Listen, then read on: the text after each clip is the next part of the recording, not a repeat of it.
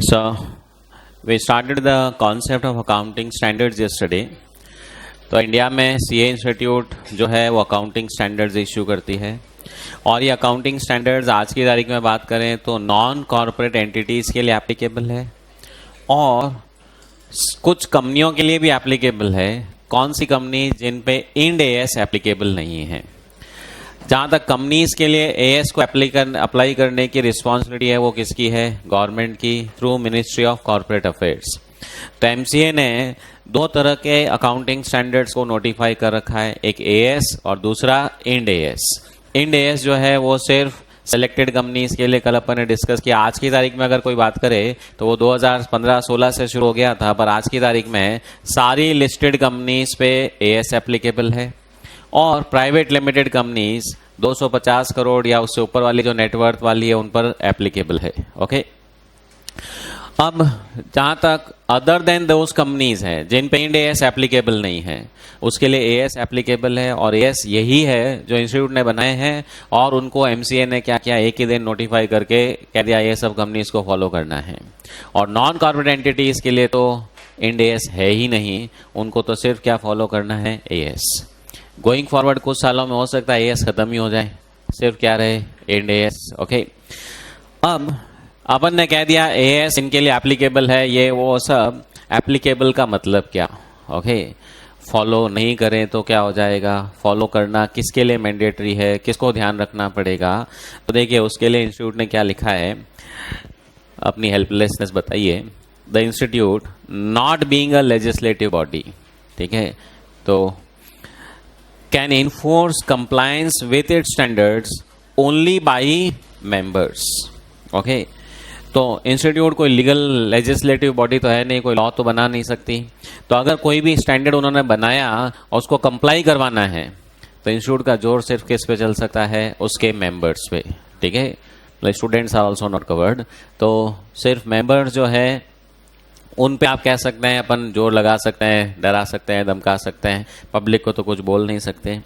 Also the standards cannot override laws and local regulations. The accounting standards are nevertheless made mandatory. फिर भी institute ने जो भी as बनाया उनको क्या बना रखा है, mandatory, from the date specified in respective standards and are generally applicable to all enterprises subject to certain exceptions. और ये एएस इंस्टीट्यूट कहती है हमने हमारी तरफ से क्या किया है, मैंडेटरी किया है। कौन सी तारीख से मैंडेटरी है? वो हर एएस में उसकी मैंडेटरी डेट लगी हुई है। कल अपन वो एएस के लिए देखी थी, उसमें इफेक्टिव फ्रॉम कौन सी डेट है, और हर एक में आप देखेंगे 1 अप्रैल, क्योंकि बिगनिंग, अच्छा एएस जो भी होता है ना मैंडेटरी डेट में लिखा होता है, it is mandatory from financial year beginning on और आफ्टर, मान लीजिए 1 अप्रैल 2005।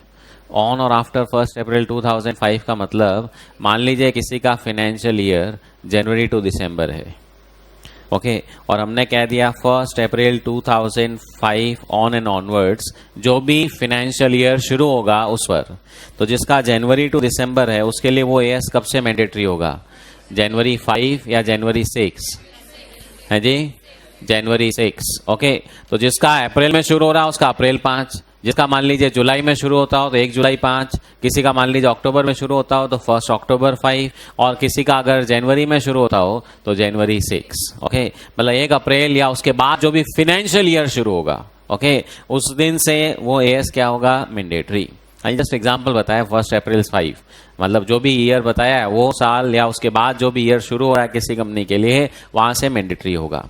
इवन कई सारे एएस स्टेप्स में मैंडेटरी होते हैं कि 1 अप्रैल 2005 से बड़ी फर्म्स के लिए होगा, फिर 1 अप्रैल 6 से इनके लिए होगा, 1 अप्रैल 7 से इनके लिए होगा। कुछ एएस ऐसे भी हैं जिनको स्टेजेस में क्या किया है, मैंडेटरी किया है कि हर एक के लिए एकदम से अप्लाई करना मुश्किल होगा।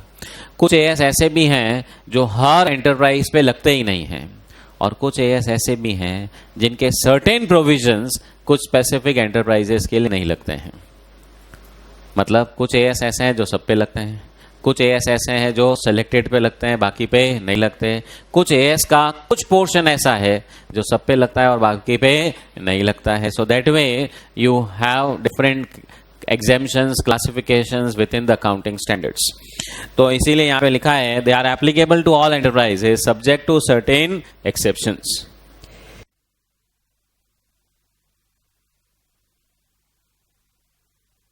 Now implication of mandatory status. जैसे ही आपने कहा yes mandatory है, तो इसका मतलब क्या, mandatory किसके लिए? So it depends whether the statute governing the enterprise concerned requires compliance with accounting standards. तो AS mandatory word जब आता है, ये उन ऑर्गेनाइजेशन के लिए मैंडेटरी हो जाता है जहां पे उन ऑर्गेनाइजेशन पे जो एप्लीकेबल लॉ है वो भी कहता है AS का ध्यान रखना. ओके भाई, अपन ने तो इंस्टीट्यूट ने क्या दिया, AS का ध्यान रखना, नहीं तो ऐसी की तैसी. ठीक है, अब वो सामने वाली ऑर्गेनाइजेशन कहती है नहीं ध्यान रख ले, क्या कर लोगे. इंस्टीट्यूट कहते हैं हम तो कुछ नहीं कर सकते, पर आपका जो कानून एप्लीकेबल उसने भी बोल रखा है, तो देखना वो नहीं छोड़ेगा. ठीक है, अब कंपनीज की बात करें, कंपनी लॉ हैज़ नोटिफाइड कि AS आर एप्लीकेबल. तो इसका मतलब अब वो कंपनी अगर AS फॉलो नहीं करे, इंस्टीट्यूट की भले ही नहीं सुने, पर कंपनी एक्ट की तो सुननी पड़ेगी. वहाँ नहीं सुना तो कंपनी लॉ का क्या हो जाएगा, वायलेशन. अब आया पार्टनरशिप, उसने कहा नहीं मानते हम AS, क्या हो जाएगा. तो आप कहेंगे पार्टनरशिप एक्ट में कोई रिक्वायरमेंट है क्या, तो बता देता हूँ कोई रिक्वायरमेंट नहीं है. तो अब वो कहेंगे नहीं फॉलो करते, इंस्टीट्यूट कहती है हम कुछ नहीं कर सकते, मत करो. क्लियर. हाँ, बट साथ में इंस्टीट्यूट ने क्या कर दिया है, जो भी उसके मेंबर्स हैं अगर वो उस पार्टनरशिप फर्म की ऑडिट करते हैं तो उनकी रिस्पॉन्सिबिलिटी है. अगर वो पार्टनरशिप फर्म AS फॉलो नहीं कर रही है तो उसको अपनी ऑडिट रिपोर्ट में क्या करना पड़ेगा, पूरी रामायण लिखनी पड़ेगी, डिस्क्लोजर, रिमार्क, क्वालिफिकेशन जो भी देना है. ओके, तो कुल मिला करके अपन उस पार्टनरशिप फर्म पे तो ज़बरदस्ती नहीं कर सकते, पर मेंबर के थ्रू जो है वो पंगा कर सकते हैं कि नहीं देख लो आपके ऑडिट रिपोर्ट में यह लिखा जाएगा, वो लिखा जाएगा, नहीं तो चुपचाप क्या कर लो, फॉलो कर लो. Okay, now when the statute governing the enterprise does not requires compliance with accounting standards, जैसे partnership firm, the mandatory status of accounting standard implies that, हाँ अब मैंडेटरी का मतलब वही जो मैंने आपको कहा, while discharging their attest function, attest का मतलब होता है auditing function, the members of the institute are required to examine whether financial statements are prepared in compliance with applicable accounting standards. In the event of any deviation from standards, they have the duty to make adequate disclosure in their reports so that users of financial statement may be aware of such deviation. Okay, तो बस members की duty है कि वो अपनी report में adequate disclosure दें. It should nevertheless be noted, अब responsibility of preparation of financial statements and for making adequate disclosure is that of management. Auditor की responsibility सिर्फ क्या होती है, opinion and report. समझिए, auditor is an examiner. ठीक है, अगर कोई स्टूडेंट ने कोई आंसर नहीं लिखा है तो उसकी रिस्पॉन्सिबिलिटी ये नहीं है एग्जामिनर की पहले उसका सब सॉल्यूशन लिख के फिर चेक करें. मतलब फाइनेंशियल स्टेटमेंट्स बनाने की रिस्पॉन्सिबिलिटी किसकी है, मैनेजमेंट की.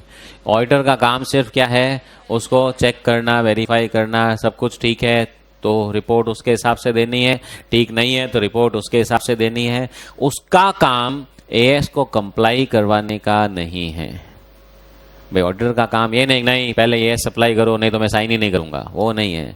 उसने जैसा बनाया आप तो बस उसके क्या कर दो, रिपोर्ट दे दो. ओके, आपका काम ये नहीं है कि बैठ के उसको क्या करो, कंप्लाई करवाओ. तो AS को फॉलो करने की, फाइनल अकाउंट्स बनाने की प्राइमरी रिस्पॉन्सिबिलिटी किसकी हो गई, मैनेजमेंट की. वो नहीं कर रहा है, ऑडिटर करवा नहीं सकता. ऑडिटर सिर्फ क्या करेगा, अपनी रिपोर्ट में डिस्क्लोजर, रिमार्क, क्वालिफिकेशन जो देना है वो दे देगा. और अगर ऑडिटर को लगता है कि ये तो बिल्कुल ही बकवास है तो भले ही वो अपने नेगेटिव ओपिनियन दे दे कि ये accounts true and fair view reflect ही नहीं करते. ठीक है. Now, Section 129 of the Companies Act requires companies to present their financial statements in accordance with the accounting standards notified under 133. वो अपन ने कल भी पढ़ा. तो कंपनीज के लिए तो क्या हो गया, अपने आप ही कंपलसरी हो गया कंपनीज एक्ट के कारण. Okay, Also, the auditor is required by section 143 subsection 3e to report whether in his opinion financial statements audited comply with accounting standards referred to 133 or not. Auditor को ये report में लिखना भी होता है कि कंपनी ने एएस फॉलो किए हैं कि नहीं किए हैं. Okay, when financial statements does not comply with accounting standards, the company should disclose in its financial statement the deviation, the reason for such deviation, and the financial effects if any from such deviation. हाँ, वहाँ तो company की responsibility है. अगर कोई S follow नहीं किया है तो क्या फॉलो नहीं किया, क्यों नहीं किया, उसके कारण उसका इम्पैक्ट कितना आया, फाइनेंशियल इफेक्ट, सब कुछ क्या करना होता है, बताना होता है. रिस्पॉन्सिबिलिटी किसकी है? कंपनी की. ऑडिटर का काम सिर्फ क्या है? उसको चेक करना कि हाँ भाई सब कुछ है कि नहीं है. As per Companies Act 2013, the central government may prescribe standards of accounting or addendum as recommended by ICI in consultation with NEFRA. Till date, central government has notified all existing accounting standards. हाँ, टुकड़ों में नहीं किया, एक ही notification आया कि ये as mandatory हो, पूरे के पूरे एएस छाप दिए, वो 1 से लेके 29 तक, कि ये सब क्या करने हैं? फॉलो करने हैं. ओके, तो अब कुल मिला के आज की तारीख में बी वेरी क्लियर. कंपनीज की बात करूं, company law mandates AS follow करना जरूरी है. नहीं करोगे तो कंपनी लॉ का वायलेशन.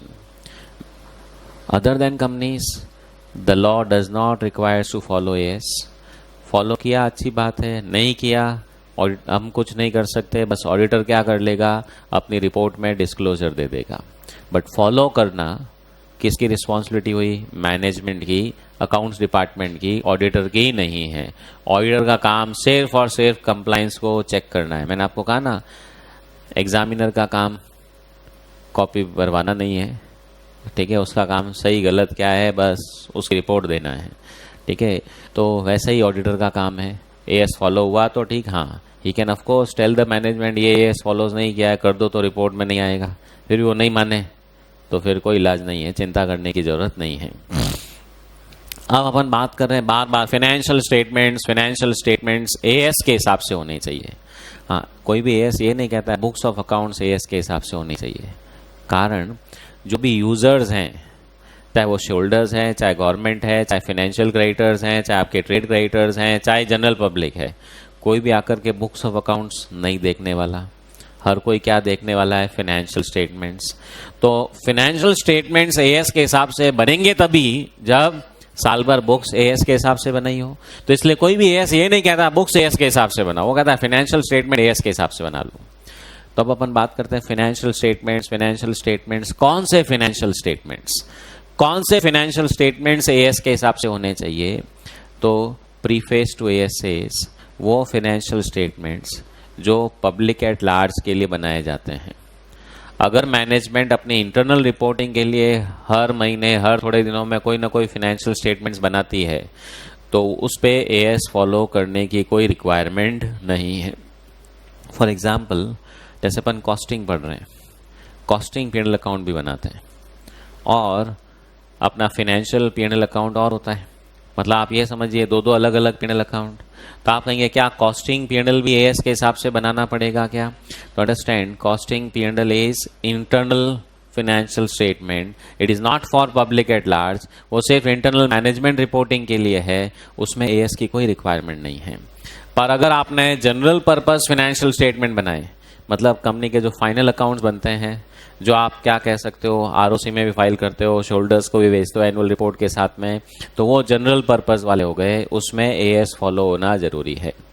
मान लीजिए मैनेजमेंट सिस्टम है कंपनी का, हर महीने मैनेजमेंट को पी&एल अकाउंट बन के देते हैं, बैलेंस शीट बना के देते हो, हर महीने बना के देते हो सिर्फ इंटरनल यूज के लिए, उसमें एएस की कोई रिक्वायरमेंट नहीं है. दूसरा, does AS applies to charitable organizations, non-profit organizations or not? मतलब ये एएस सिर्फ बिजनेस ऑर्गेनाइजेशंस के लिए है या सभी तरह की ऑर्गेनाइजेशंस के लिए? जो भी अकाउंट्स बनाता है उनको एएस फॉलो करना पड़ेगा या जो बिजनेस ऑर्गेनाइजेशंस है उन्हीं को फॉलो करना पड़ेगा? तो again institute says business organizations, whether objective is to earn profit और नॉट. बिजनेस होना चाहिए, ठीक है. So there should be some commercial undertaking activity which is going on. कई सारी नॉन प्रॉफिट ऑर्गेनाइजेशंस भी कुछ बिजनेस करती है. ऑब्जेक्टिव प्रॉफिट कमाने का नहीं होता है. ऑब्जेक्टिव यही होता है कि लोगों को क्या हो जाएगा, एम्प्लॉयमेंट मिल जाएगा, या खुद के सोशल ऑब्जेक्टिव के लिए थोड़ा क्या हो जाएगा, पैसा इकट्ठा हो जाएगा. ओके, तो अगर वो बिजनेस कर रही है तो उस नॉन प्रॉफिट ऑर्गेनाइजेशन पे भी एस लगेगा. पर कोई नॉन प्रॉफिट ऑर्गेनाइजेशन कोई बिजनेस नहीं कर रही, बस सिर्फ डोनेशन आया, उससे खर्चा कर दिया, आराम से बैठे हैं, किसी भी तरह का कोई बिजनेस एक्टिविटी नहीं है, तो उस पे एएस नहीं लगेगा. क्लियर? तो देखिए, financial statements to which AS applies. The preface to standards on accounting clarifies that accounting standards are issued for, किसके लिए?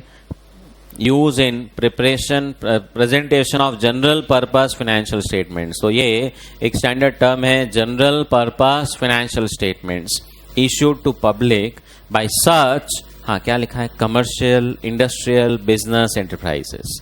हाँ, वो बिजनेस में चाहे आप इंडस्ट्री वर्ड लिखो, ट्रेडिंग लिखो, कमर्शियल लिखो, okay, as may be specified by ICI from time to time and subject to a test function, जिसकी ऑडिट होनी है. The term general purpose financial statements क्या क्या होता है? Balance sheet, P&L account, other statements, explanatory notes which forms part thereof, जो उस balance sheet का पार्ट है. शेड्यूल 3 की बात करो, अपन जितने भी नोट्स बनाते हैं वो बैलेंस शीट P&L का क्या है, पार्ट है. इवन सिग्निफिकेंट अकाउंटिंग पॉलिसीज का जो हम नोट बनाएंगे, अभी तक अपन ने पढ़ा नहीं है, पढ़ेंगे, वो भी बैलेंस शीट का ही क्या होता है, पार्ट होता है. हाँ, जो किसके लिए इशू किए गए हैं? Share holders, members, creditors, employees and public at large. AS are designed to apply to general purpose financial statements, other financial reporting which are subject to a test function of member. जहां auditor से टप्पा लगवाना है. अब मैं बताता हूं आपको, listed companies को क्वार्टरली रिपोर्ट पब्लिश करनी होती है. Audited financial statement stock exchange को हर क्वार्टर में सबमिट करना होता है. तब वो क्वार्टरली रिपोर्ट भी ऑडिटर के थ्रू क्या करनी होती है, अटेस्ट. तो इसका मतलब वो रिपोर्ट भी पब्लिक एट लार्ज के लिए तो हो गई ना, तो इसका मतलब उसमें भी एएस का कंप्लायंस होना जरूरी है. Okay, accounting standards apply in respect of any enterprise, चाहे वो कॉर्पोरेट सेक्टर है, कोऑपरेटिव सेक्टर है, या दूसरा फॉर्म है, बट किसमें इंगेज होनी चाहिए? Commercial, industrial, business activities, irrespective of वो प्रॉफिट ओरिएंटेड है या चैरिटेबल रिलीजियस पर्पस के लिए है. मतलब बिजनेस अगर कर रही है तो उस पे एएस लगेगा. In this regards it is stated that while discharging their attest function, it will be the duty of members of institute to ensure AS are implemented in presentation covered by their audit reports. In the event of any deviation, उनकी duty है again वो adequate disclosure अपनी report में कर दे. अब जब जैसे ही बात हुई चैरिटेबल ऑर्गेनाइजेशन पे भी एस लगेगा, पर कौन सी चैरिटेबल ऑर्गेनाइजेशन पे लगेगा? जो किसी बिजनेस में एंगेज्ड है. ठीक है, कमर्शियल, इंडस्ट्रियल और बिजनेस. जैसे फॉर एग्जांपल कोई गौशाला है, गायें हैं, उन्होंने उसका दूध बेचना शुरू कर दिया, घी बेचना शुरू कर दिया, काउ ढंग से कोई प्रोडक्ट बना करके बेचना शुरू कर दिया. जैसे ही बेचना शुरू कर दिया मतलब बिजनेस में आ गए, तो अब उस पर एएस लगेगा. अब इश्यू ये आता है, सिर्फ उस बिजनेस वाले एक्टिविटी पे एएस लगेगा या पूरी ऑर्गेनाइजेशन पे एएस लग जाएगा? तो देखो भाई, अब सिर्फ बिजनेस पे एएस लगाएं, बाकी पे नहीं लगाएं, P&L अकाउंट, बैलेंस शीट तो एक ही बनेगी. तो ऐसा तो नहीं है कि इस बैलेंस शीट में 4 चीज़ें एएस के हिसाब से, बाकी चीज़ें बिना एएस के हिसाब से हैं. तो जैसे ही एएस लगा, पूरी ऑर्गेनाइजेशन पे लगेगा. अब आपने कह दिया वो गौशाला का 99% रेवेन्यू तो आता है डोनेशन, 1% है बिजनेस. तो भले ही स्मॉल प्रपोर्शन ही क्यों नहीं हो, मतलब आपने भले ही एक बार 2 लीटर दूध ही क्यों नहीं बेच दिया, ठीक है, अब फ्री में दे दो, कोई प्रॉब्लम नहीं है, बेच दिया, बिजनेस हो गया, AS applies to the entire organisation. Okay, so it has been clarified by ICI that accounting standards are applicable to commercial, industrial, business activities of even charitable religious organizations. AS does not apply to those organizations whose entire activities are not of commercial, industrial, business nature. यानी कि वो सिर्फ donation collect करती है, किसी भी तरह का बिजनेस नहीं करती.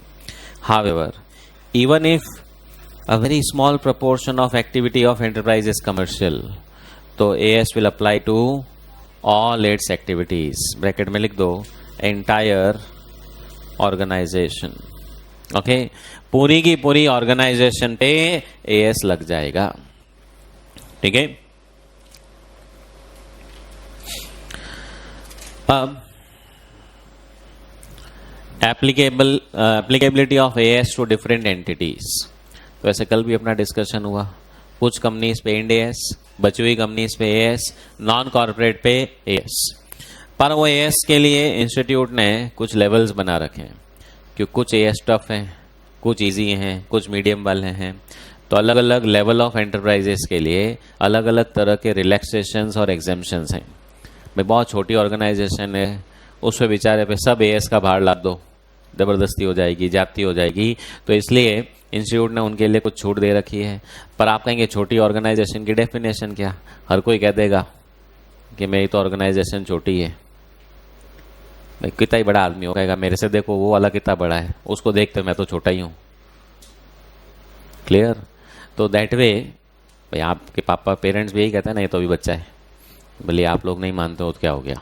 ओके, सो दैट वे अब इंस्टीट्यूट ने 4 लेवल्स ऑफ एंटरप्राइजेस डिफाइन कर रखी है. Level 1, level 2, level 3 and level 4.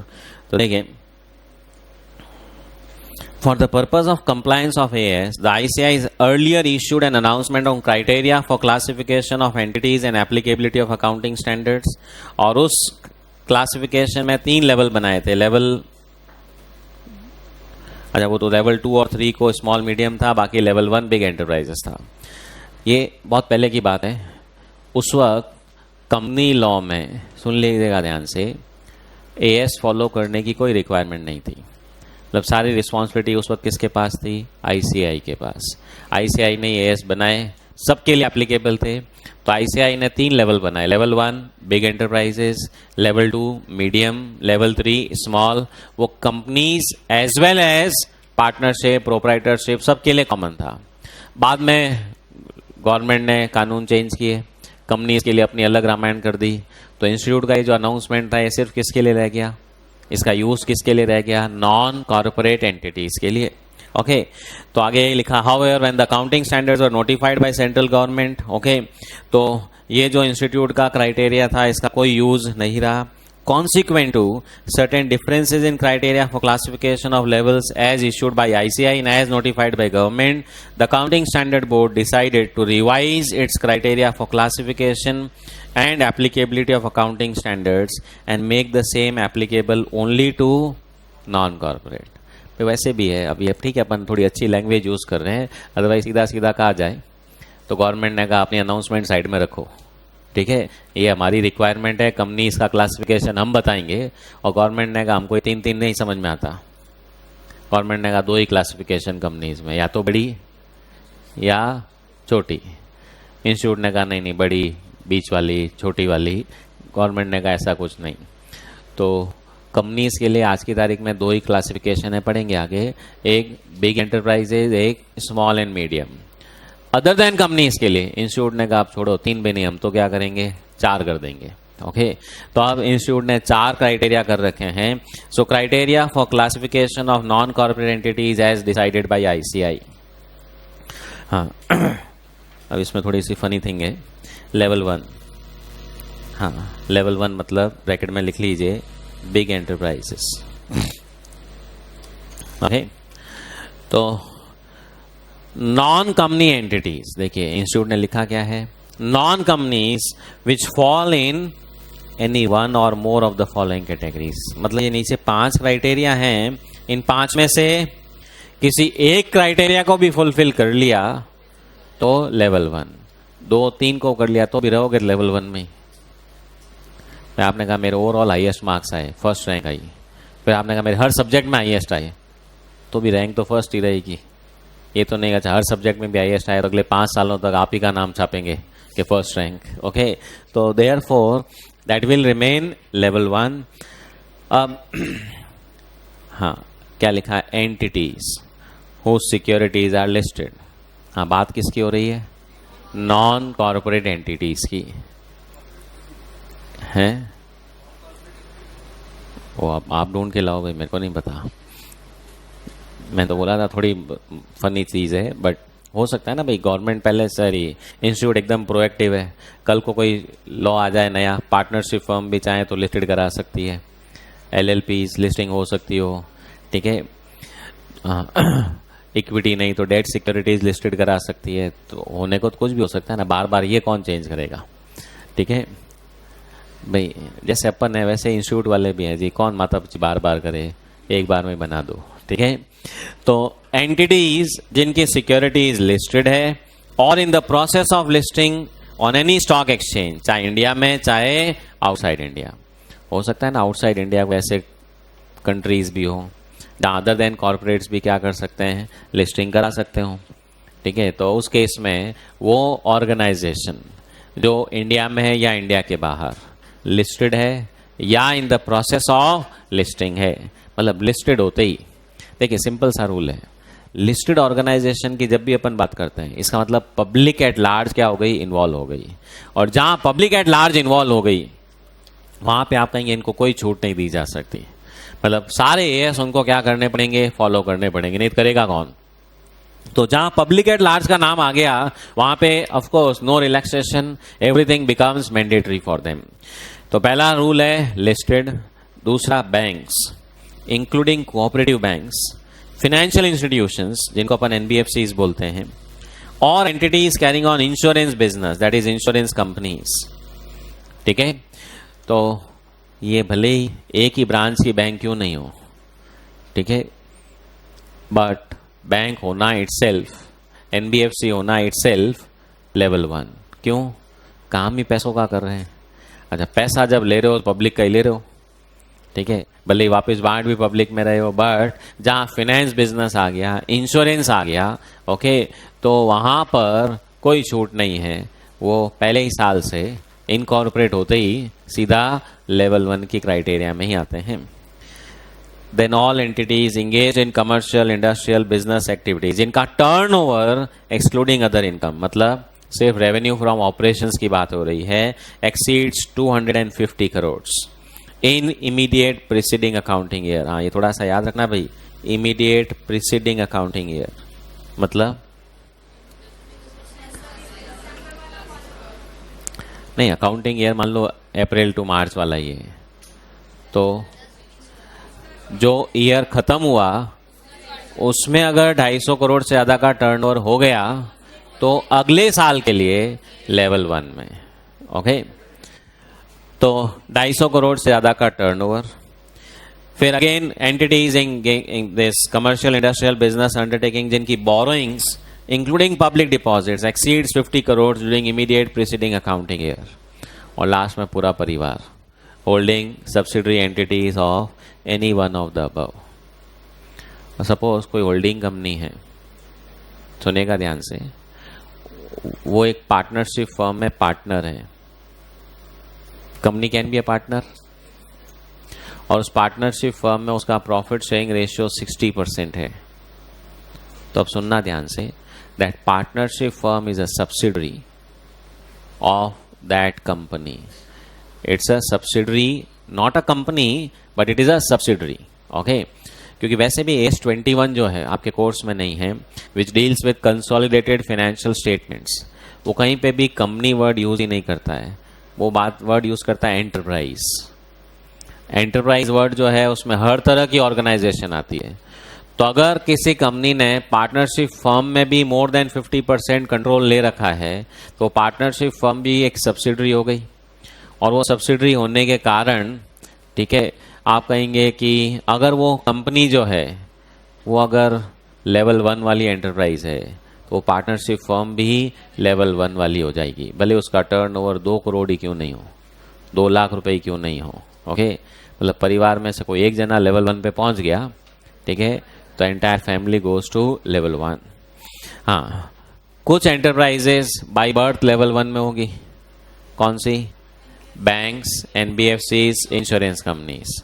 कुछ एंटरप्राइजेस को लेवल 1 में पहुंचने के लिए क्राइटेरिया फुलफिल करने पड़ेंगे, या तो ऐसे परिवार का हिस्सा बनो जो लेवल 1 में हो, या लिस्टिंग में चले जाओ, या टर्नओवर 250 करोड़ से ऊपर पहुंचा दो, या लोन 50 करोड़ से ऊपर ले लो, ओके, क्या हुआ, कैसे सब्सिडरी हो गई? अब वो होल्डिंग कंपनी जो है वो अगर लेवल 1 वाली है कंपनीज एक्ट के हिसाब से, तो पार्टनरशिप फर्म भी लेवल 1 वाले में आएगी। क्यों? होल्डिंग भी है, सब्सिडरी एंटिटीज भी है। ठीक है भाई, मान लीजिए अब रिवर्स केस, पार्टनरशिप फर्म का टर्नओवर है 500 करोड़ और उसकी होल्डिंग कंपनी उसका टर्नओवर है 2 करोड़, तो पार्टनरशिप फर्म लेवल 1 में है, उसके चक्कर में होल्डिंग कंपनी किस में आ जाएगी? लेवल 1 के अंदर।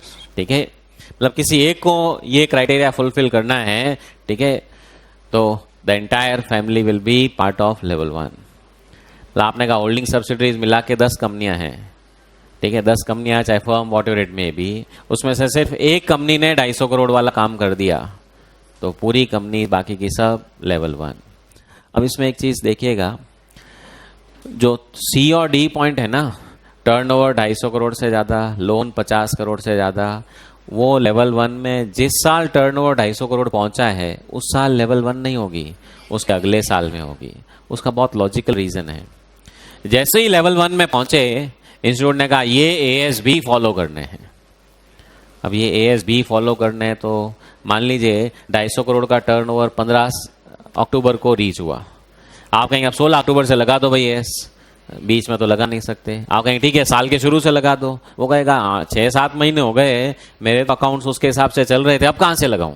ठीक है, तो इसलिए लॉजिकली इंस्टीट्यूट ने क्या कहा, ठीक है 31 मार्च तक आप सब तैयारी कर लो, अगले साल 1 अप्रैल से आपको लेवल 1 के हिसाब से रेडी होना है। मतलब समझिए, अगर मार्च 2021 के अंदर टर्नओवर 250 करोड़ से ऊपर पहुंच गया, ओके, टर्नओवर एक्सीडेड 250 करोड़, तो 21-22 में आप कहाँ पहुंच जाएंगे? लेवल 1 के अंदर। इसलिए 31 मार्च 2022 की जो बैलेंस शीट बनेगी वो लेवल 1 के हिसाब से बनेगी। मार्च 21 वाली बैलेंस शीट जो भी लेवल 2, 3, 4 है उसके हिसाब से बनेगी। ओके, लोन 250 करोड़ से ऊपर हो गया, ओके, हाँ सॉरी, हाँ 50 करोड़ से ऊपर हो गया। हाँ, ये 50 करोड़ से ऊपर, ध्यान दीजिएगा एक वर्ड और था बीच में, at any time during the immediate preceding year. सिर्फ एक दिन के लिए 250 करोड़ का लोन लिया और अगले दिन चुका दिया, सॉरी 50 करोड़ का लोन लिया और अगले दिन चुका दिया, कम पक्का लेवल 1। ठीक है, at any given point of time. हाँ, वो स्टोरी अलग है। एक बार लेवल 1 में पहुंच गए तो वापस नीचे आने का स्कोप है कि नहीं है, वो भी पढ़ना बाकी है। ठीक है, क्लियर भाई? देखिए, लेवल 4, 3, 2, 1 अपग्रेडेशन इमीडिएट है। ठीक है, कि जैसे ही आपने 250 करोड़ का टर्नओवर या 50 करोड़ का बोरिंग एक्सीड किया, अगले साल के लिए आपको सीट में रिजर्व हो गई, लेवल 1 में जाके बैठ जाओ भाई। अब आपने कहा नहीं नहीं, इधर तो मैं अकेला हूँ, कोई और है ही नहीं, मन ही नहीं लग रहा है, वापस नीचे आने दो। तो आपने कहा इस बार 250 करोड़ से कम कर दूंगा टर्नओवर, 50 करोड़ से लोन भी कम कर दूंगा, सब कर दिया, अब तो आने दो। ठीक है, इंस्टीट्यूट कहते आए हो 2-1 साल यहीं बिराजो, ठीक है, उसके बाद सोचेंगे। ठीक है, तो पढ़ेंगे आगे वो भी। हाँ, ये समझ में आ गया भाई। लेवल 1 5 क्राइटेरिया, सबसे पहला क्या है? लिस्टेड, दूसरा बैंक्स, NBFCs, इंश्योरेंस कंपनीज, तीसरा टर्नओवर पिछले साल का 250 करोड़ से ज़्यादा, बोरिंग्स पिछले साल at any point of time 50 crore से ज़्यादा, and full family holding and subsidiaries. अब लेवल 2, हाँ बोलो जी। एग्रीगेट क्या होता है? इंडिविजुअल कंपनी की बात हो रही है ना, ये तो अपन इंडिविजुअल कंपनी के लिए देख रहे हैं। All group as a whole 250 crore नहीं है। इंडिविजुअल कंपनी किसी का भी टर्नओवर 250 से ऊपर हुआ तो फिर उसकी सारी होल्डिंग और सारी सब्सिडरीज लेवल 1। अब लेवल 2, हाँ लेवल 2 में पॉइंट नंबर A और B जो ऊपर वाला था वो है ही नहीं। क्यों? कि जो लिस्टेड कंपनियां हैं, बैंक्स हैं, वो तो बाई डिफॉल्ट कहाँ पे आ गई? लेवल 1। तो अब लेवल 2 के अंदर नीचे वाले 3 रूल एप्लीकेबल हैं। वहाँ टर्नओवर 250 से ऊपर था, यहाँ पे टर्नओवर, हाँ जी, 50 करोड़ से ज़्यादा but not more than 250 crore, loan 10 crore से ज़्यादा but not more than 50 crore, और वापस family holding and subsidiary. Clear? तो थोड़े से रेंज याद रखने हैं आपको। ठीक है, 50 करोड़ से 250 के बीच में अगर टर्नओवर है तो लेवल 2, 250 से ऊपर पहुंचते ही लेवल 1। ठीक है, लोन 10 करोड़ से 50 करोड़। अब लेवल 3 में टर्नओवर, ये क्या हो गया,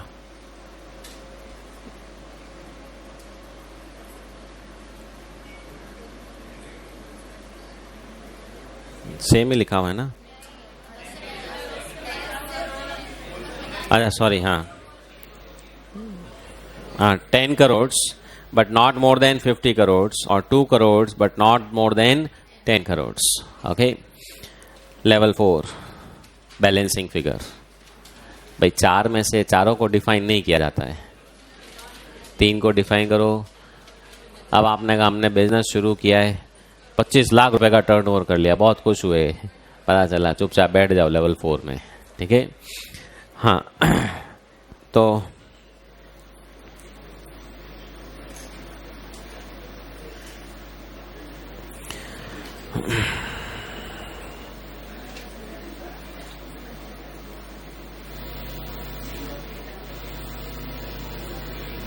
so level 1, level 2, level 3, level 4.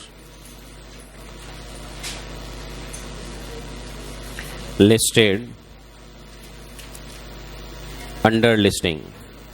This is applicable here. ठीक है।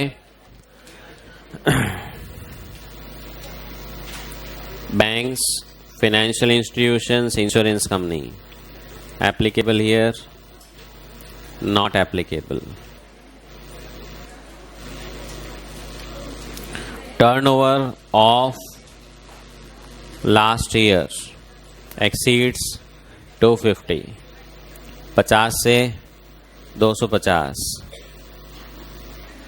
ठीक है।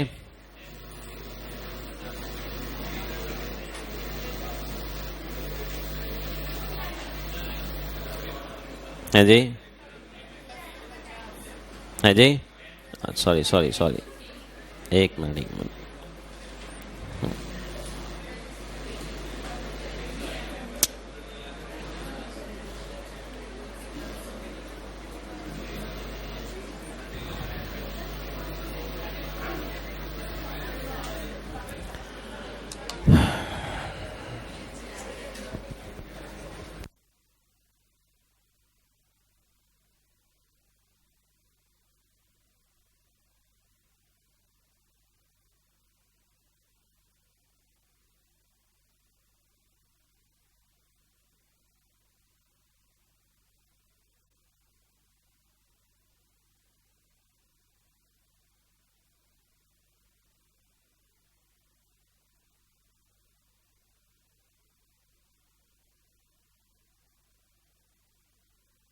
हाँ भाई, सो होल्डिंग सब्सिडरी एप्लीकेबल हर एक जगह है। आप ये बताइए, मान लीजिए किसी कंपनी का फर्स्ट ईयर हुआ, तो बताओ वो लिस्टेड नहीं है, बैंक्स एनबीएफसी नहीं, पहला साल शुरू किया, तो कौन से लेवल में होएगा? फर्स्ट ईयर है, वो बैंक नहीं है, लिस्टेड नहीं है, एनबीएफसी नहीं है, इंश्योरेंस कंपनी नहीं है रे, तो अब पहले साल में कहीं तो रहेगा ना, लेवल 4, ठीक है। तो पहले साल you can enjoy level 4। Suppose you started a business, एक साथ में जोधपुर में 10 शोरूम खोल दिए as a proprietorship firm, company नहीं है, ठीक है, उसके बाद लिस्टेड नहीं है, होल्डिंग सब्सिडरी वाला पंगा भी नहीं है, ठीक है, बैंक्स और वो सब भी नहीं हो, तो अब उस केस में पहले साल यू एंजॉय लेवल 4 स्टेटस। पहले साल आपका टर्नओवर पहुंच गया 15 करोड़, 15 करोड़ होते ही, हाँ, सेकेंड ईयर में कौन से लेवल पे पहुंच जाओगे? है जी, 15 करोड़ में लेवल 2, ठीक है, थर्ड है।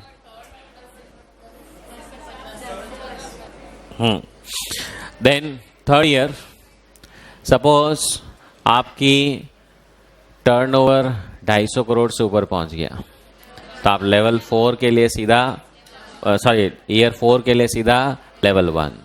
अब वापस नीचे आना है, तो उसके लिए क्या रूल है?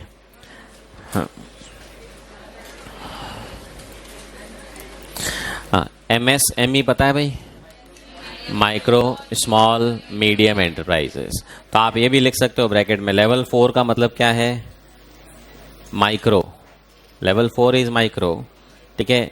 लेवल 3 इज मीडियम और लेवल 3 इज स्मॉल और ये वाला हो गया मीडियम, ठीक है।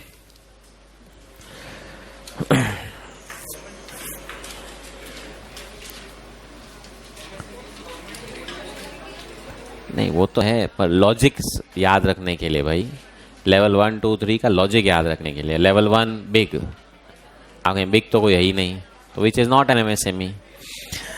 हाँ भाई, अब additional requirements and MSME which avails exemptions, relaxations given to it shall disclose the fact that it is a MSME, the level of MSME, and has complied with accounting standards in so far as they are applicable to entities falling in level 2, 3 or 4 as the case may be। तो level 2, 3, 4 में MSME आती है। तो जिस MSME ने as के जो relaxation को एंजॉय किया है, आप कहें रिलैक्सेशन क्या क्या है, वो फिलहाल याद करने की ज़रूरत नहीं है। अपन जैसे जैसे एएस पढ़ेंगे उसमें भी आएगा ये एस इस पे एप्लीकेबल नहीं है, ये इस पे एप्लीकेबल है एंड सो ऑन।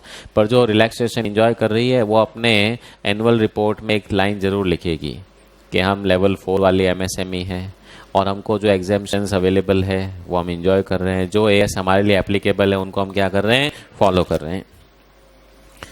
अब सेकेंड पॉइंट आपके लिए इंपॉर्टेंट है, when an entity being covered in level 2, 3 or 4 has qualified for any exemption relaxation previously, मतलब पिछले साल लेवल 2, 3 या 4 में थी, but no longer qualifies for relevant exemption in current accounting period, अब इस बार वो उस exemption के लायक नहीं रही। The relevant standards or requirements become applicable from current period, okay? जैसे मैंने अभी एग्जाम्पल लिया, पहले साल लेवल 4, पहले साल का एंड हुआ, टर्नओवर पहुंच गया 15 करोड़, आपने कहा आ गए साहब लेवल 3 में पहुंच गए, तो लेवल 4 वाले एग्जेम्पशन जो अवेलेबल थे वो आप कहेंगे खत्म हो जाएंगे, अब लेवल 3 में आने से कुछ एएस एप्लीकेबल हो जाएंगे। तो अब तकलीफ क्या है, देखिए फाइनेंशियल स्टेटमेंट जब भी बनते हैं it has 2 columns, current year and previous year. तो आप कहेंगे इस बार हम जब ईयर एंड होगा लेवल 3 के हिसाब से रिपोर्टिंग कर देंगे, बट जो पिछला साल खत्म हुआ था वो तो हमने पिछले साल रिपोर्ट लेवल 4 के हिसाब से बनाई थी, तो उसको लेवल 3 के हिसाब से कैसे मॉडिफाई करें, कन्वर्ट करें। तो इंस्टीट्यूट ने इसके लिए कहा है the figures for corresponding period of previous accounting period, क्या लिखा है भाई, नीड नॉट बी रिवाइज्ड, ठीक है, उसको मॉडिफाई करने की ज़रूरत नहीं है। हाँ, नोट में ज़रूर लिखना पड़ेगा कि previous year figures to some extent comparable नहीं है, क्योंकि उसमें वो एएस फॉलो नहीं किया गया था, जबकि इस साल वाले में एएस फॉलो किया गया है। तो ये fact that previous year figures have not been revised is to be disclosed, ठीक है भाई। तो जब आप ऊपर जाते हो तो प्रीवियस ईयर फिगर को अपडेट करने की ज़रूरत नहीं है। अब आपने काम को नीचे आना है, third point, when an entity has been covered in level 1 and subsequently ceases to be so covered and now is covered under level 2 or level 3 or 4, ठीक है, आपने कहा हमने एक बार 250 करोड़ से ऊपर टर्नओवर पहुंच गया, लेवल 1 में पहुंच गए, अब उसके बाद फिर वापस हम तो 50 करोड़ पे आ गए, 25 करोड़ पे आ गए, तो अब तो लेवल 3 या 2 में आने दो, ठीक है। तो अब the entity will not qualify for exemption relaxation available to that level, अब उसको छूट नहीं मिलेगी until the entity ceases to be covered in level 1 for 2 consecutive years। अगले 2 साल तक उसको क्या करना पड़ेगा, वो टर्नओवर को इतना नीचे रखना पड़ेगा, उसके बाद क्या कर सकते हो, नीचे आ सकते हो। मतलब एक बार ये हो गया, आप समझिए, ऊपर जाना है इमीडिएट, लेवल 4 से 3 पे, 2 पे, 1 पे हाथों हाथ जंप होएगा, ऊपर आ गए, ऊपर से नीचे आना है हाथों हाथ नहीं है, 2 साल वहाँ इंतजार करो।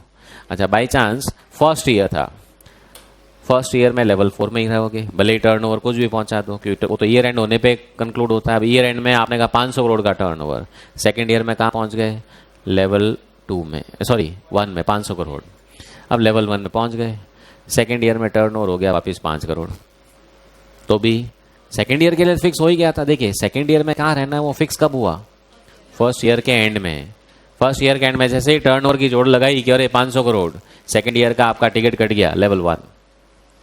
अब सेकंड ईयर में लेवल 1 में बैठे हो और पता चला टर्नओवर तो हो गया 5 करोड़, तो भी सेकंड ईयर तो लेवल 1 था ही। अब अगले साल फिर टर्नओवर रह गया 5 करोड़, तो भी थर्ड ईयर में भी कहाँ रहना पड़ेगा, लेवल 1। और अब आप जब फोर्थ ईयर में जाओगे आप कहेंगे पिछले 2 साल से देख लो हम तो लेवल 1 के लायक ही नहीं है, तो फोर्थ ईयर में आप वापस से लेवल 2, 3, 4 जैसा भी एप्लीकेबल है वहां आ सकते हो। Okay, so 2 consecutive years you have to wait. Now if an entity covered in level 2 or 3 or 4, हाँ अब ये थोड़े शूरवीर, तो लेवल 2, 3, 4 वाले कुछ एंटिटीज उन्होंने कहा हम सारे एस फॉलो करेंगे, ठीक है, छोटा बच्चा मत समझो हमको, ठीक है, we can follow everything. Opt not to avail the exemptions relaxations available to that level, नहीं हम भी सारे एस फॉलो करेंगे, पर फिर कुछ एस देख के सर्टिफिकेट गुम हो गई, आगे लिखा but not all of the account, के नहीं ये एस तो हमारे लायक नहीं है भाई। मान लो 10 की छूट दी हुई, आपने कहा 10 में से 2 की छूट हम लेंगे, 8 की नहीं चाहिए, 8 तो हम एस लगा देंगे, कोई दिक्कत नहीं है। It has to disclose the standards in respect of which they avail the exemption और रिलैक्सेशन, ठीक है। तो देखिए लेवल 4 वाली एंटरप्राइज है, मान लीजिए 29 एएस में से 10 एप्लीकेबल नहीं है, तो सिर्फ एक लाइन लिख के छूट जाएगी कि जो एएस हमारे लिए एप्लीकेबल नहीं, हमने नहीं फॉलो किया। और जिसने शूरवीरता दिखाई कि 10 में से हम तो 8 लगाएंगे, तो बाकी 2 का उनको स्पेसिफिक डिस्क्लोजर देना पड़ेगा कौन कौन से एएस अप्लाई नहीं किए। हाँ जी, अब if an entity covered in level 2, 3, 4 opts not to avail any one or more of the exemptions or relaxation available to that level, it shall comply with the relevant requirements of accounting standard. तो फिर उसके सारे requirements को क्या करना पड़ेगा, apply करना पड़ेगा। An entity covered in level 2, 3, 4 may opt for availing certain exemptions, relaxation for compliance with requirements of prescribed accounting standard, provided such partial exemption, relaxation, disclosure will not permit to mislead any public, ठीक है, और person. आपने कहा ये S बहुत बढ़िया है, इसका ये पैराग्राफ थोड़ा तकलीफ दे रहा है, और अपने लिए तो वॉलेंट्री है भाई। देखिए जो एस मेरे लिए मैंडेटरी नहीं है, मैं नहीं फॉलो करूं तो भी कोई पूछने वाला नहीं, आपने कहा नहीं फॉलो करूंगा, पर एक काम करो ये पैराग्राफ रहने दो, ठीक है। उसमें लिखा हुआ था कि फिक्स्ड एसेट की वैल्यू डिक्लाइन हो गई है तो उसका लॉस प्रोवाइड करो, आपने कहा ये रहने दो, बाकी सब चलेगा। तो ये मिसलीडिंग इन्फॉर्मेशन हो जाएगी, या तो एस फॉलो ही मत करो, या वो एग्जेम्पशन अगर आपको लेना है तो उससे मिसलीडिंग इन्फॉर्मेशन नहीं होनी चाहिए। हाँ, अब ये खैर आपके काम का नहीं है। AS 15 एम्प्लॉय बेनिफिट्स, हाँ उसमें बड़े पंगे हैं कि एम्प्लॉय कितने हैं, 10 हैं, 50 हैं, उसके हिसाब से कौन से पैराग्राफ एप्लीकेबल होंगे, कौन से नहीं होंगे, क्योंकि AS थोड़ा महंगा है। AS का कंप्लायंस करवाना महंगा है, मतलब you need actuarial valuation, actuary नाम सुना होगा ना, ठीक है, तो वो फीस उनकी भारी होती है। हाँ वैसे AS में इंस्टीट्यूट ने एक रास्ता भी दे रखा है, आप चाहो तो CA भी कर देगा भाई। इंस्टीट्यूट जब भी AS बनाती है ना, हर AS में थोड़ा बहुत CA के लिए काम छोड़ती है, ठीक है। जैसे AS 7 है कंस्ट्रक्शन कॉन्ट्रैक्ट्स, अपने कॉस्टिंग में कॉन्ट्रैक्ट कॉस्टिंग किया आप लोगों ने, उसमें वर्क सर्टिफाइड आता है। हाँ कौन करता है वो, आर्किटेक्ट, इंजीनियर, ठीक है। AS 7 जब इंस्टीट्यूट ने बनाया तो उन्होंने कहा CA भी करके दे सकता है काम भाई इंस्टीट्यूट खुद का CA का तो ध्यान रखेगी ना, वो अलग बात है कोई करवाए नहीं करवाए, बट आप कह सकते हो कि आर्किटेक्ट की जरूरत नहीं है, हमारा सर्टिफिकेट भी चलेगा, ठीक है। हाँ CA कैसे करके दे सकता है, कहते 4 फ्लोर की बिल्डिंग है, 2 फ्लोर हो गए ना, ओके 50% डन ठीक है। या टोटल खर्चा कितना लगने वाला है, 50 करोड़, अभी तक कितना लग गया, 30 करोड़, ओके 60% डन। वो आर्किटेक्ट बेचारा क्या करता है, धूप में बैठा बैठा सब नाप लेता है, ये करता है वो करता है, आप कहेंगे पागल है, हम तो ऑफिस में बैठे बैठे ही निकाल देंगे, ठीक है। So institute has given some ways and means, तो वैसे ही एक्चुअली इंस्टीट्यूट ने कहा रखा है यार भाई देखो महंगा सौदा है, वैसे ही पहले तो कह दिया 3 साल में एक बार करा लो बहुत है, और उससे अगले 2 साल के फिगर ले लेना, ठीक है। और नहीं तो थोड़ा डिस्काउंटिंग, प्रेजेंट वैल्यू, यही तो सब करना है, आपका CA भी करके दे देगा, ठीक है। एक बार एक्चुअली से करा लो, उससे सीख लेगा वो, फिर अगली बार वही करके दे देगा, ओके। तो वैसे ही कुछ AS 15 में कई सारे एग्जेम्पशंस, रिलैक्सेशंस हैं, ओके, जहाँ पे एम्प्लॉयज़ 50 से ज़्यादा हो, ठीक है, 50 से कम हो, ठीक है, तो इट अप्लाइज टू ऑल सब क्लासिफिकेशंस। तो फाइनली 4 लेवल्स 1 2 3 4। लेवल 1 कोई छूट नहीं है। 2 3 4 को एएस में काफ़ी सारे रिलैक्सेशंस हैं। रिलैक्सेशन एंजॉय कर रहे हो नोट लिख दो, नहीं एंजॉय कर रहे हो तो अच्छी बात है। कुछ एम्प्लॉय कर रहे हो, कुछ एंजॉय कर रहे हो तो उसका स्पेसिफिक डिस्क्लोजर। ओके, और आप जो कुछ अप्लाई कर रहे हो, कुछ छूट ले रहे हो, उसे मिसलीडिंग इन्फॉर्मेशन नहीं होनी चाहिए। नीचे से ऊपर हाथ जाना है, ऊपर से नीचे आना है तो 2 साल की वेटिंग है। ठीक है। नाउ अब कौन कौन से एएस किस किस के लिए मैंडेटरी हैं? तो लेवल 1 वालों के लिए सारे एएस पूरे के पूरे एप्लीकेबल है। उसके बाद लेवल 2 3 4, हाँ ये एक समरी बना दी है। ठीक है। AS1 किसी को कोई छूट नहीं है, AS2 किसी को कोई छूट नहीं, AS3 कैश फ्लो स्टेटमेंट वो स्मॉल मीडियम एंटरप्राइजेस देखना ही मत, वो सिर्फ किसके लिए? लेवल 1 वालों के लिए। सेम वे लेवल 4 AS4 5 6, हाँ अगर ब्रॉडली अपन देखें जैसे AS10 है, ये अपने कोर्स में फिक्स्ड एसेट्स। हाँ, अब फिक्स्ड एसेट्स को आप कहेंगे 2 3 4 वालों को छूट दे दें क्या? देखिए फिक्स्ड एसेट का एएस अकाउंटिंग से रिलेटेड है, तो छूट तो आप कहेंगे नहीं दे सकते, बट छूट दी है किसके लिए? Disclosure exceptions. याद हो तो शेड्यूल 3 जब अपन ने पढ़ा, फिक्स्ड एसेट की दुनिया भर की रामायण लिखनी होती है कि लीज्ड एसेट कौन सी है, खरीदी हुई कौन सी है, गिरवी रखी हुई है तो कौन सी एसेट किस लोन के बदले में गिरवी रख रखी है, रीवैल्यूएशन किया 5 साल तक बताना होता है। तो ये सारी जो रिक्वायरमेंट है डिस्क्लोजर की, ये लेवल 3 और 4 वालों को क्या दे दी है? छूट दे दी है। मतलब जहाँ तक फिक्स्ड एसेट की कॉस्ट निकालनी है, डेप्रिसिएशन कैलकुलेट करना है, उसमें कोई छूट नहीं है, बट जो दुनिया भर की दूसरी रामायण लिखनी होती है उसमें छूट दी है। उसका रीज़न वो रामायण पढ़ने वाला लेवल 3 और 4 में कोई नहीं है। लेवल 3 और 4 वाली एंटरप्राइजेज होगी कौन सी? स्मॉल एंटरप्राइजेज, जिसमें ओनर ही देखने वाला है फाइनेंशियल स्टेटमेंट, इसलिए वो सब डिस्क्लोजर से उनको छूट दी गई है। सेम वे AS11 में भी ऐसा ही है, सिर्फ डिस्क्लोजर को लेकर के क्या किया गया है? छूट दिया गया है। AS15 अभी अपन ने देखा ही था, कुछ एग्जेम्पशंस अवेलेबल है।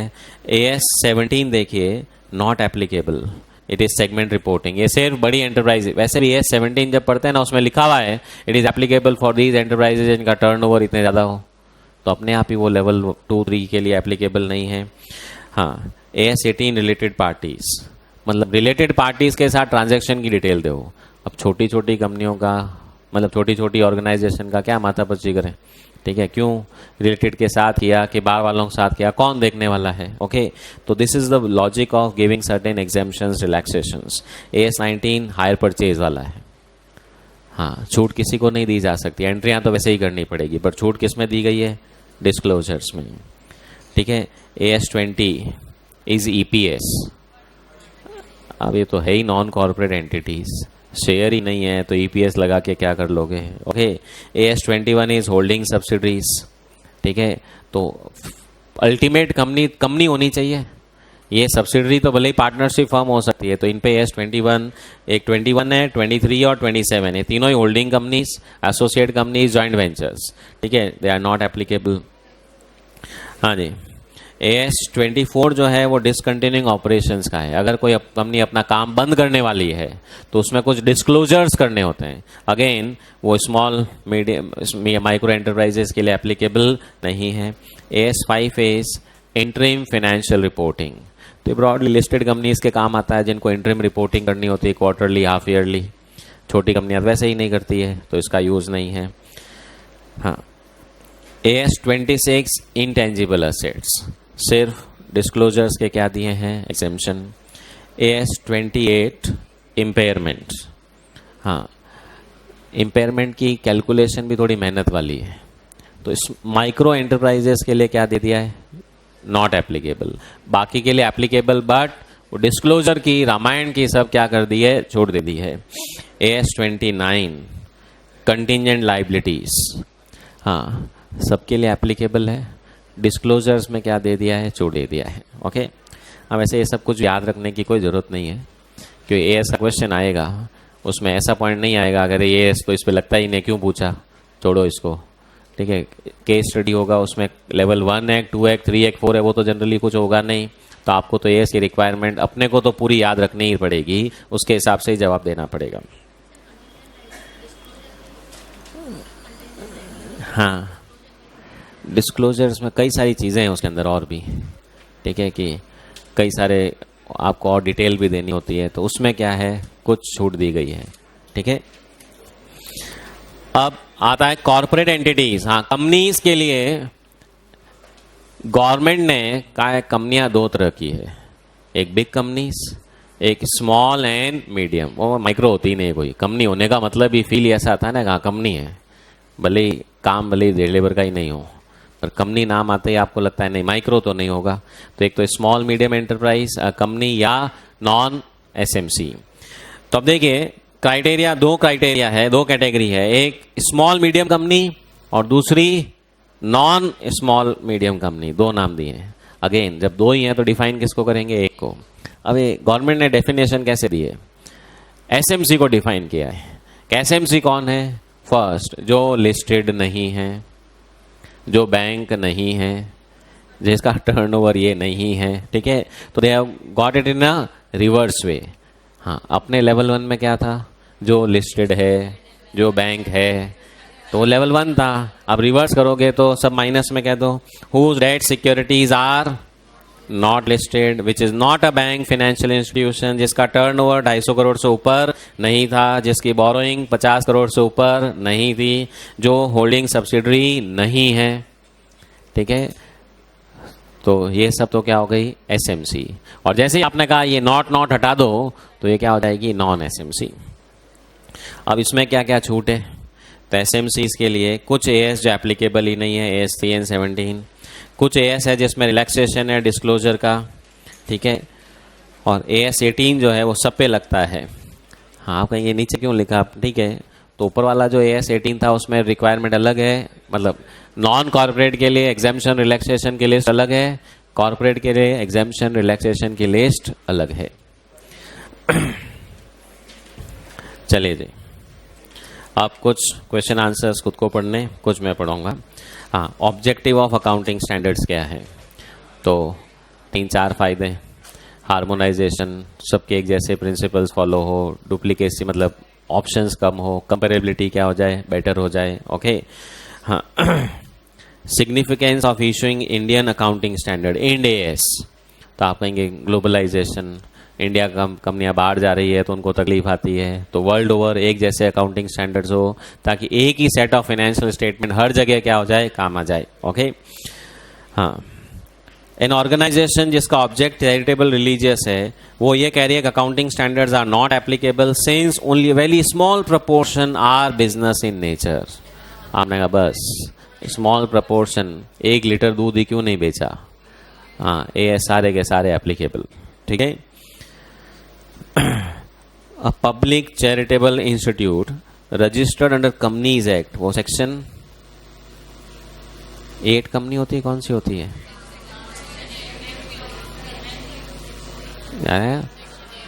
तो a public charitable institute registered under Companies Act is running a printing press and transport system to carry on charitable activity. Accounting policies by way of notes to accounts are stated as follows. Accounts are maintained on cash basis. AS are not being followed as they are not considered to be applicable to charitable organization. Do you agree?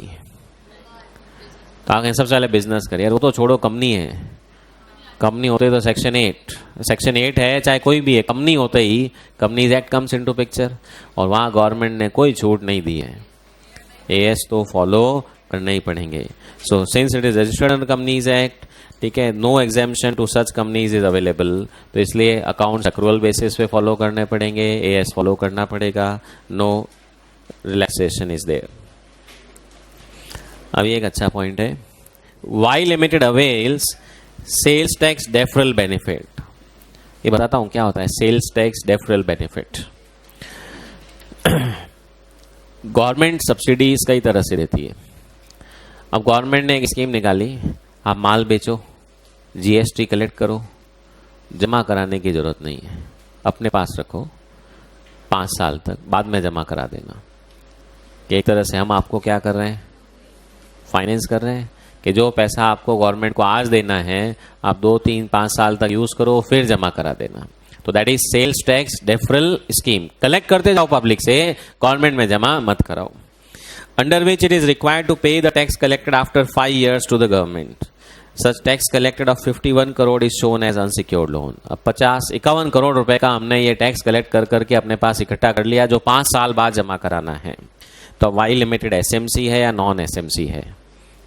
हाँ, Y limited है, सबसे पहले company हो गई, तो इसलिए सिर्फ 2 ही criteria, SMC और नॉन एसएमसी। हाँ, ये 51 करोड़ सबसे पहले लोन है क्या? तो लोन का मतलब तो वो होता है जिसको आपने पैसा उधार लिया हो। यहाँ तो गवर्नमेंट के बिहाफ पे कलेक्शन किया, गवर्नमेंट से लोन नहीं लिया है, पब्लिक से कलेक्ट किया, गवर्नमेंट को वापस देना है। नॉर्मल क्रेडिटर वाला हिसाब हुआ। चुकाना भले ही 5 साल बाद है, अमाउंट भले ही 50 करोड़ से ऊपर हो गया है, तो भी वो बोरोइंग्स में ही काउंट नहीं होगा। और जब लोन में ही काउंट नहीं होगा, देखिए वो वर्ड क्या था, बोरोइंग्स, लोन्स होना चाहिए 50 करोड़ से ज़्यादा। ये नहीं क्रेडिटर 250 करोड़ के हैं, टिका दो इनको लेवल 1 में।